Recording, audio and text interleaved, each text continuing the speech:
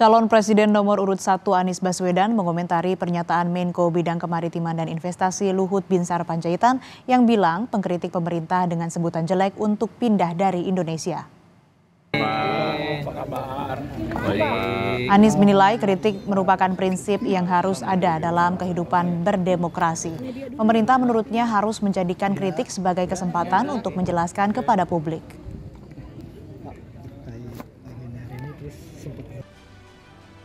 Pentingnya kenapa dalam prinsip demokrasi itu ada kebebasan berbicara.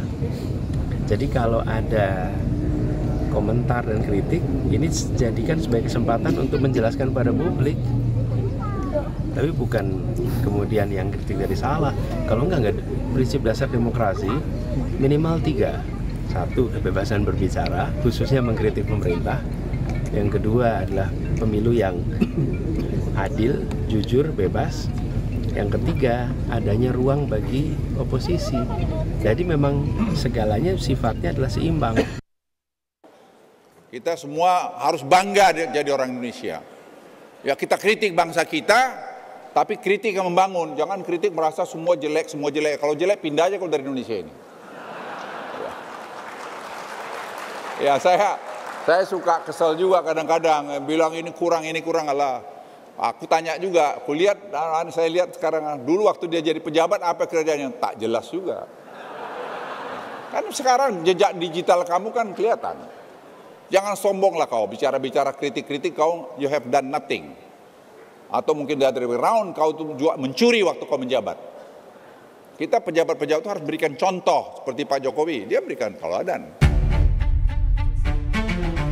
Menko Kemaritiman dan Investasi Luhut Binsar Panjaitan meminta mantan pejabat yang kerap mengkritik jelek pemerintah untuk lebih baik angkat kaki dari Indonesia.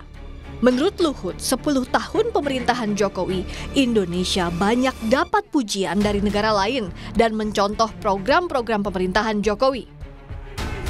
Soal kritik terhadap pemerintah, pakar hukum tata negara Bivitri Susanti menyindir ada praktik pembungkaman kritik di era pemerintahan Jokowi.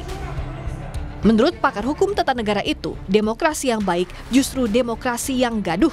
Namun ia menilai yang saat ini terjadi justru orang dipaksa tak melawan atau ada legalisme otokritik terselubung. Negara harusnya adalah soal hak asasi warga dan pembatasan kekuasaan. Bukan soal pasal-pasal dalam hukum, bukan soal angka kemenangan dalam pemilu, tapi soal hak warga dan pembatasan kekuasaan. Makanya demokrasi akan selalu gaduh. Demokrasi yang baik adalah demokrasi yang gaduh.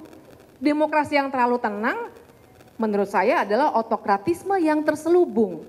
Karena orang-orang dilarang melawan, orang-orang dilarang mengkritik. Bagaimana kritik terhadap kekuasaan, pembatasan terhadap kekuasaan melalui lembaga-lembaga negara sebenarnya sedang dimatikan. Makanya namanya otokratik, sebenarnya otokratisme yang didukung oleh legalisme.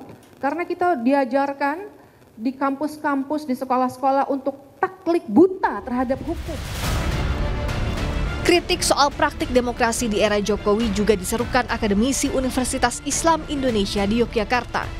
Mereka meminta partai politik menjadi oposisi dan gerakan pembangkangan sipil. Dalam orasinya, mereka menolak hasil pemilu 2024 yang dituding curang karena diduga syarat kepentingan politik dinasti Presiden Jokowi.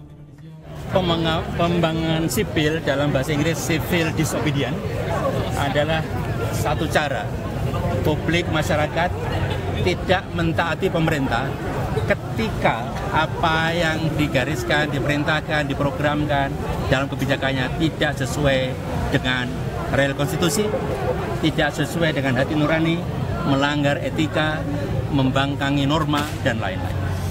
Jadi pembangkangan sipil harus dilakukan dengan cara-cara yang bermartabat. Memberikan pesan bahwa ada masalah besar, dan semoga pesan itu menjadi pemantik untuk mengubah kebijakan, kembali kepada etika, kembali kepada konstitusi, dan menempatkan rakyat pada pemegang kedaulatan rakyat tertinggi. Kritik merupakan konsekuensi dalam kehidupan demokrasi.